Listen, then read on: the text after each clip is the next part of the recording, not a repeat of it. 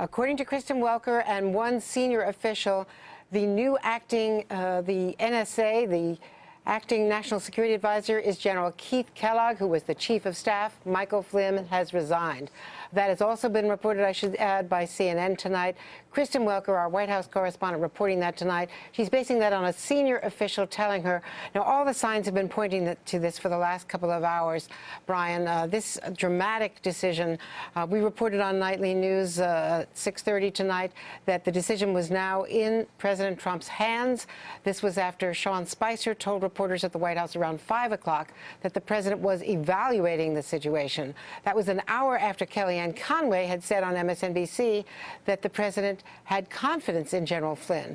But clearly, this report that has since broken that Sally Yates, the former acting attorney general, had warned General Flynn and members of the White House top team several weeks ago that there was a risk that the Russians could be blackmailing General Flynn with information about communications with General Flynn that he had not reported accurately to his colleagues. Brian? Andrea, for folks just tuning in who haven't followed this story as you and I have today, let me see if I get this right.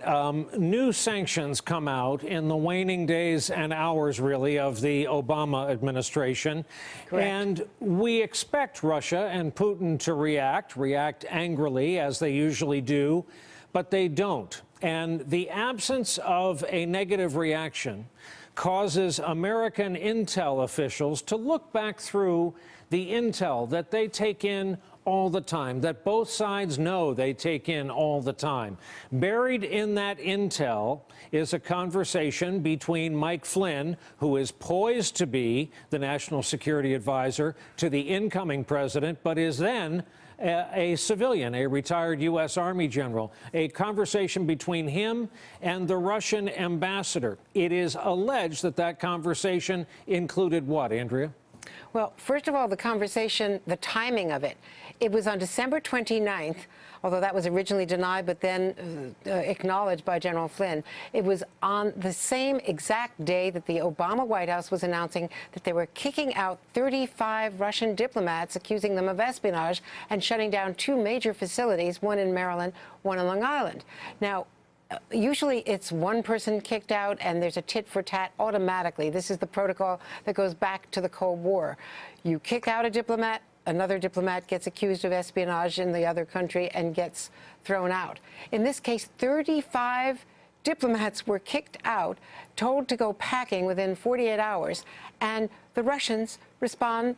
Vladimir Putin responds by inviting American diplomatic children in Moscow to a Christmas party.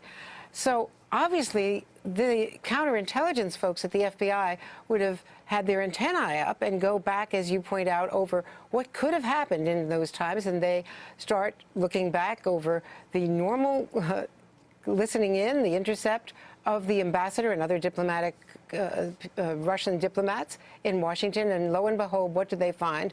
But many communications, not just one, but several communications and texts between the Russian ambassador and Mike Flynn, who is poised to be the National Security Advisor. He had already been announced. He was meeting with diplomats, and there's nothing wrong with them meeting and getting to know the new people, getting to know the diplomats who are eager to learn as much as they can about Donald Trump, because, frankly, they didn't expect that he was going to be elected. They thought they knew all the people they needed to know around Hillary Clinton.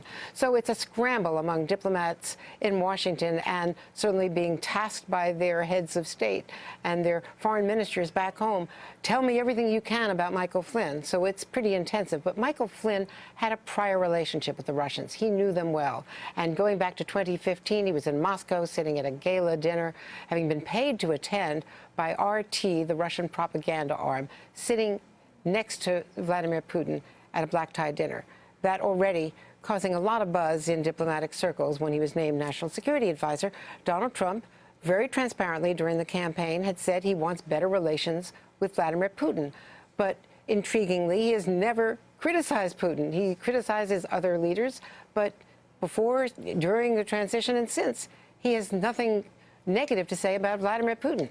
This sanctioning was met with nothing but sort of a laugh, a smile, and an invitation to a Christmas party by Vladimir Putin. That set off a lot of bells, and obviously the counter-espionage people in the FBI had their task, and there was this report, now we learn, from Sally Yates, the acting AG, and she has subsequently been fired by her refusal to enforce the immigration order.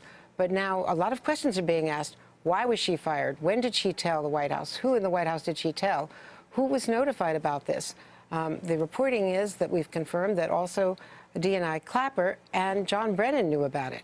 And whether or not they also expressed their concerns to the White House is an interesting question. Hey there, I'm Chris Hayes from MSNBC. Thanks for watching MSNBC on YouTube. If you want to keep up to date with the videos we're putting out, you can click subscribe just below me or click over on this list to see lots of other great videos.